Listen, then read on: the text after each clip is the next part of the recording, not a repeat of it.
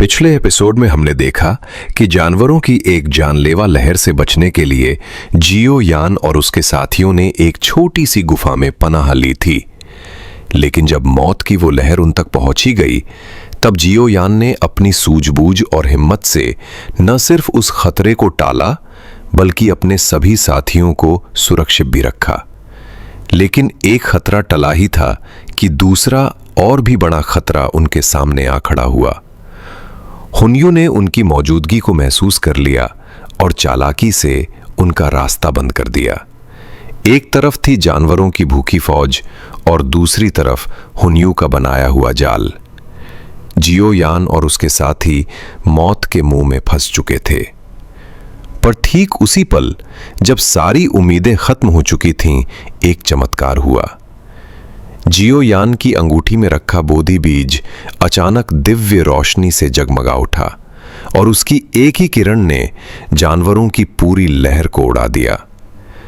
इस चमत्कार के बाद जियो यान अपने साथियों को लेकर आखिरकार उस महान बोधि ट्री तक पहुंच ही गया।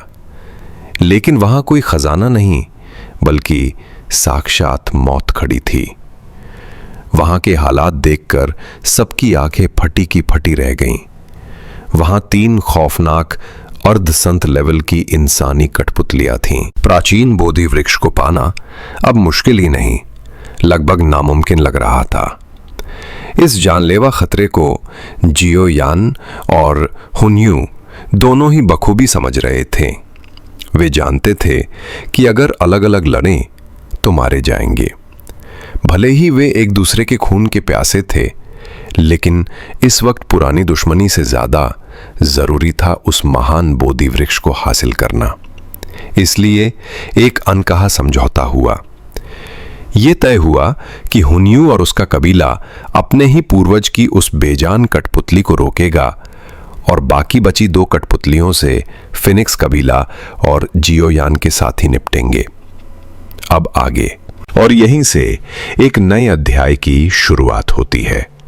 उस विशाल बोधिसत्व वृक्ष के सामने तीनों समूह खड़े थे। उन्होंने अपने अपने दुश्मन चुन लिए थे, लेकिन हवा में एक घबराहट थी। जियो यान अपनी टीम की तरफ मुड़ा और बोला, हमारे सामने 3 बानशेंग लेवल की कठपुतलियां हैं। इन पर कितने भी हमले कर लो, इन्हें कोई दर्द नहीं होगा। इसीलिए इनसे निपटना बहुत मुश्किल होने वाला है। सब लोग पूरी तरह सावधान रहना। शुनएर ने सिर हिलाया। जियो यान, आप भी अपना ध्यान रखना। जियो यान ने सिर हिलाकर हामी भरी। तभी हुनयू ने एक चालाक मुस्कान के साथ उसे देखा और कहा, पहले आप। जियो यान रुका नहीं, वो एक शेर की तरह सबसे पहले आगे बढ़ा। उसे देखकर हुनयू और जियो फेंग भी अपनी अपनी टीमों के साथ आगे बढ़े। लेकिन जैसे ही वे उस प्राचीन वृक्ष के करीब पहुंचे, उसके अंदर से एक भयानक कोहरा बाहर निकला और तीनों कठपुतलियां सक्रिय हो गईं। जियो यान ने अपनी 2 की को बाहर निकालते हुए चिल्लाया, शुरू हो जाओ। अब तीनों ग्रुप्स एक साथ पपेट्स से भिड़ने के लिए उन पपेट्स पर टूट पड़ते हैं। पर उन्होंने अर्धसंत की पावर को अंडर एस्टिमेट कर दिया था। जैसे ही वे कठपुतलियों के करीब पहुंचे, उनके चारों तरफ की दुनिया अचानक बदल गई। कठपुतलियों ने अपने हाथ उठाए और अपनी ब्रूटल डोकी से 3 अलग अलग आयाम बना दिए। वे सब अलग अलग ऊर्जा क्षेत्रों में खिंचे चले गए थे। जियो यान और उसकी टीम एक सुनहरे आयाम के अंदर कैद हो चुकी थी। एक सेमी-सेंट ने अपनी शक्ति का इस्तेमाल करके एक अलग स्पेस बना दिया है। जियो यान ने हैरान होकर कहा, ये एक दूसरा आयाम था, एक ऐसी जगह जिसे एक अर्धसंत अपनी एनर्जी से बनाता और कंट्रोल करता है। ये देखकर जियो यान की आंखें सिकुड़ गईं। उसे समझ आ गया था कि ये लड़ाई उनकी सोच से कहीं ज्यादा खतरनाक होने वाली है। उसने तुरंत अपने साथियों को आगाह किया, सब लोग सावधान रहना। दूसरी तरफ फिनिक्स कबीला एक काले और सफेद आयाम में कैद था, जहां चारों तरफ खोपड़ियां लटकी हुई थीं, और हुन क्लैन एक खूनी बादलों वाले आयाम में फंस चुका था। हर कोई हैरान था, सिवाय हुन्यू के, जिसके चेहरे पर अब भी वही रहस्यमयी मुस्कान थी। जियो यान के आयाम में कठपुतली ने अपने हाथ उठाए और एक अजीब सा गैजेट उसके हाथ में आ गया। जियो यान ने अपनी टीम को फिर से आगाह किया, इस स्पेस पर पूरी तरह से इस कठपुतली का कंट्रोल है। इसके अंदर कोई जान नहीं है, हमें लड़कर ही इसकी कमजोरी का पता लगाना होगा। ये कहते ही जियो यान ने अपनी हेवनली फ्लेम से एक फायर ड्रैगन बनाया और कठपुतली पर हमला कर दिया। लेकिन कठपुतली ने शांति से अपना हाथ आगे बढ़ाया और एक शील्ड बनाकर उस पूरे ड्रैगन को अपने अंदर सोख लिया। जियो यान के तोते उड़ गए। अगले ही पल कठपुतली ने उसी फायर ड्रैगन को फिर से बनाया, लेकिन इस बार उसका कंट्रोल कठपुतली के हाथ में था और उसने वो ड्रैगन वापस जियो यांग पर ही छोड़ दिया। जियो यान ने उसे रोकने की बहुत कोशिश की, लेकिन वो बहुत शक्तिशाली था। आखिरकार उसने उस ड्रैगन को अपने ही हाथों से ब्लास्ट कर दिया, जिससे वो कुछ कदम पीछे हट गया। कठपुतली जोश में आ गई और जियो यान पर हमला करने के लिए आगे बढ़ी, लेकिन इससे पहले कि वो जियो यान तक पहुंचती, लिटिल फेरी डॉक्टर की जहरीली सुइयों और queen Medusa K slash attack ने उसे बीच में ही रोक दिया। अब पूरी टीम एक्शन में आ चुकी थी। छोटे बड़े सभी योद्धा स्लैश अटैक की बरसात कर रहे थे। कठपुतली ने अपने सामने एक शील्ड बना ली, लेकिन हमले इतने ज्यादा थे कि चारों तरफ सिर्फ ऊर्जा का एक बादल बन गया। जब ऊर्जा का बादल छटा तो जियोयान के साथी जीत के जोश में थे। उन्हें लगा कि उन्होंने जंग जीत ली है, लेकिन जियोयान जानता था। उसने कहा, मुझे नहीं लगता कि एक सेमी सेंट इतनी आसानी से हार जाएगा। और उसके इतना कहते ही उस ऊर्जा के बादल के अंदर से एक भयानक ऑरा बाहर निकला। कठपुतली की आंखों से उसकी जानलेवा डोकी निकल रही थी। ठीक उसी वक्त हुन्यू के आयाम में उसके लोगों ने अपनी दो चीजें उस कठपुतली को जकड़ रखा था। हुन्यू एक मुस्कान के साथ आगे बढ़ा और बोला, ये हमारे पूर्वज हैं। अगर मैं इन्हें अभी जिंदा कर दूं तो ये हमारे बहुत काम आएंगे। ये कहते हुए उसने अपने डिवाइन क्लैन टैटू को सक्रिय किया और अपने खून की कुछ बूंदें उस कठपुतली के शरीर में डाल दी। लेकिन ये उसकी सबसे बड़ी गलती थी। कठपुतली जिंदा नहीं हुई, बल्कि और भी ज्यादा खूंखार हो गई। उसकी आंखें चमकने लगीं। हुन्यू डरकर बोला, ये क्या हो गया? कठपुतली ने एक डाउ स्किल का इस्तेमाल किया और उसके चारों तरफ से खूनी चेनें निकलीं, जो सीधे हुन क्लैन के योद्धाओं के शरीर में घुस गईं। वे चिल्लाए, यंग मास्टर, सावधान रहना। हुन्यू तो बच गया, लेकिन उसके कई लोग उन चेनों का शिकार बन गए। कठपुतली ने उन्हें बेरहमी से मार डाला। हुन्यू ने गुस्से में कहा, यह जिंदा तो नहीं हुआ, लेकिन इसने मेरे कई लोगों को मार डाला। अब इसका खेल खत्म करना ही होगा। तीसरे आयाम में फीनिक्स कबीले की हालत भी खराब थी। वहां की ब्लैक एंड व्हाइट कठपुतली अपनी ब्रश से एक के बाद एक स्याही के जानवर बना रही थी, जिन्होंने फीनिक्स कबीले की रक्षा कवच फीनिक्स बेल को लगभग तोड़ ही दिया था। ज्यू फेंग ने कहा, यह स्पिरिट जानवर बहुत ताकतवर हैं। तभी कठपुतली ने एक और खतरनाक जानवर बनाया, जिसने एक ही हमले में उनकी फीनिक्स बेल को चकनाचूर कर दिया।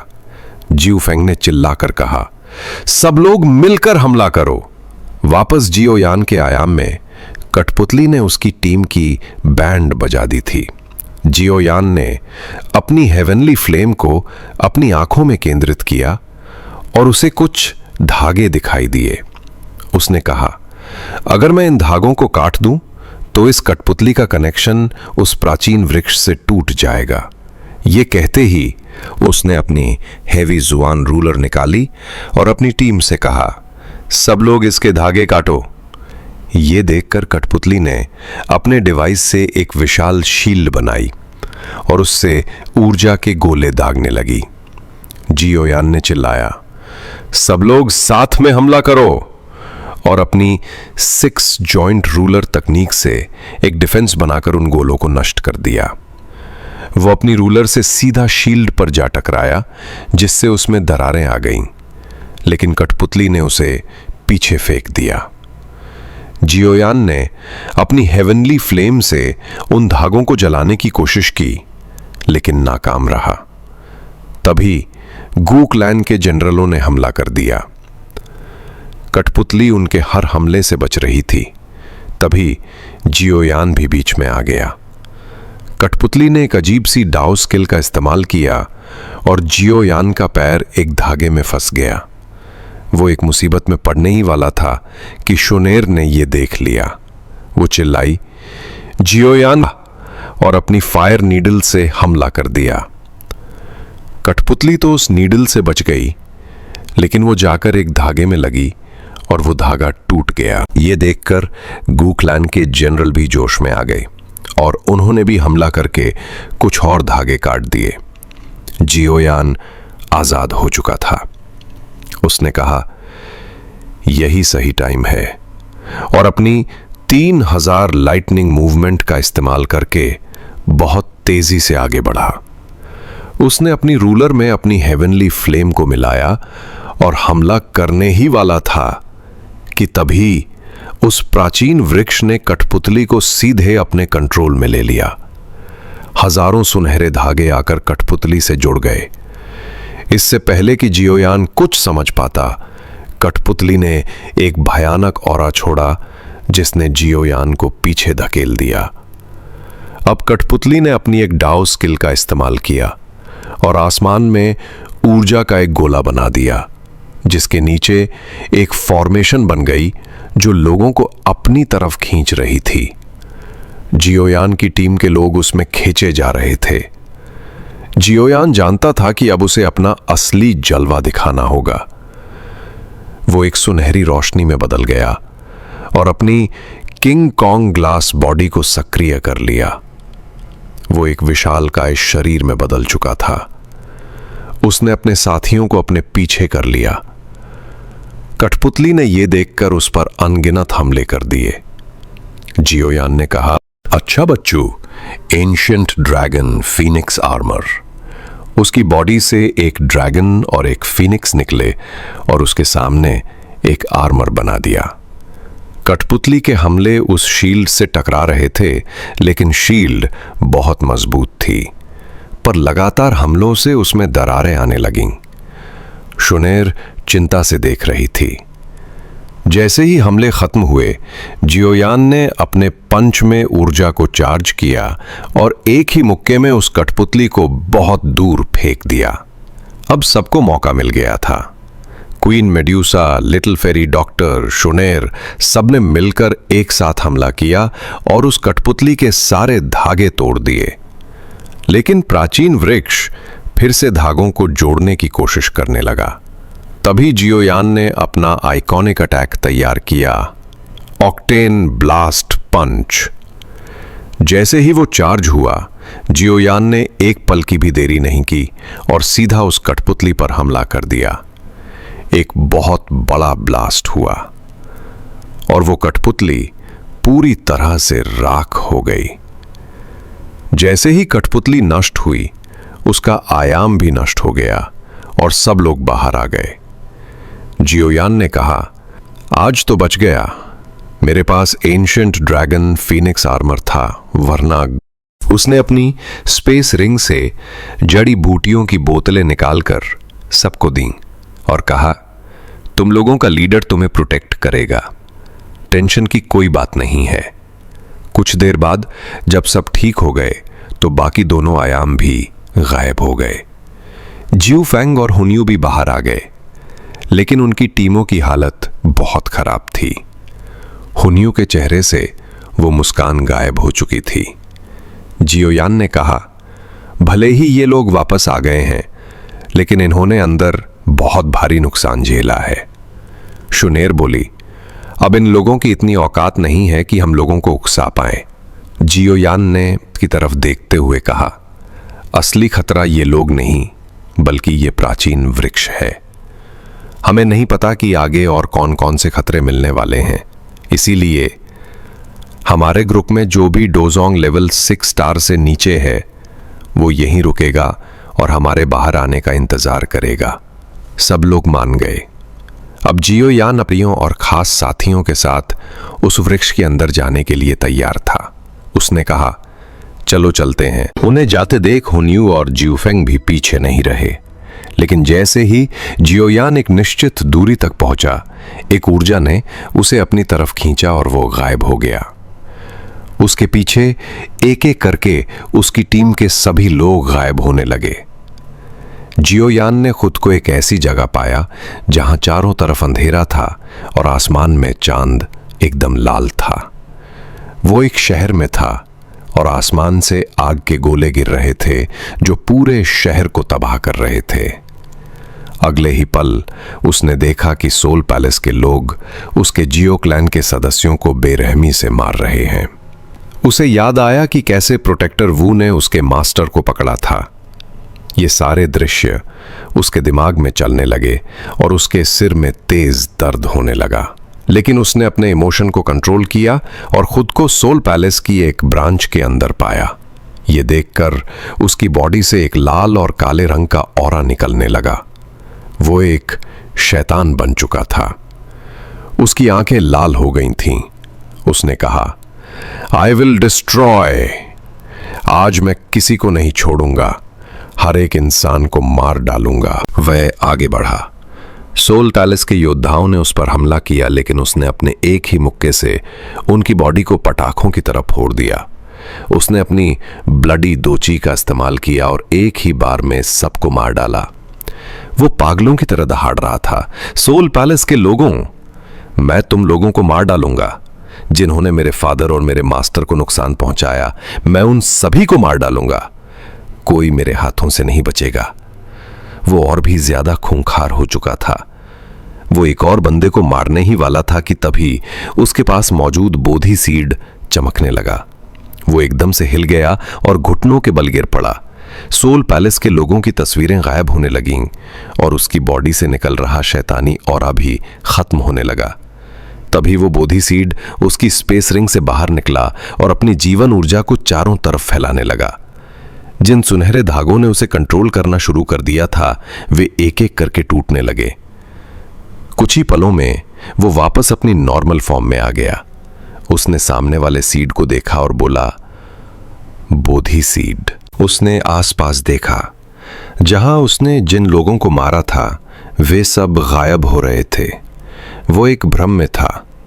उसका मुंह उतर गया। उसने कहा, अच्छा हुआ मेरे पास ये बोधि सीड था, वरना मैं तो यहीं फंस जाता, क्योंकि इसमें बहुत मजा आ रहा था। उसने उस सीड को वापस अपनी स्पेस रिंग में रख लिया और बोला, अच्छा हुआ, वरना मैं पपिक बन जाता। तभी उसने महसूस किया कि वो एक अलग ही आयाम में आ चुका है, जहां चारों तरफ कोहरा था और सामने एक और पेड़ था। और इसी पेड़ के साथ ये एपिसोड यहीं खत्म हो जाता है। फ्रेंड्स, थैंक्स फॉर वॉचिंग और हम आपसे मिलते हैं अगली बार एक नए एपिसोड के साथ।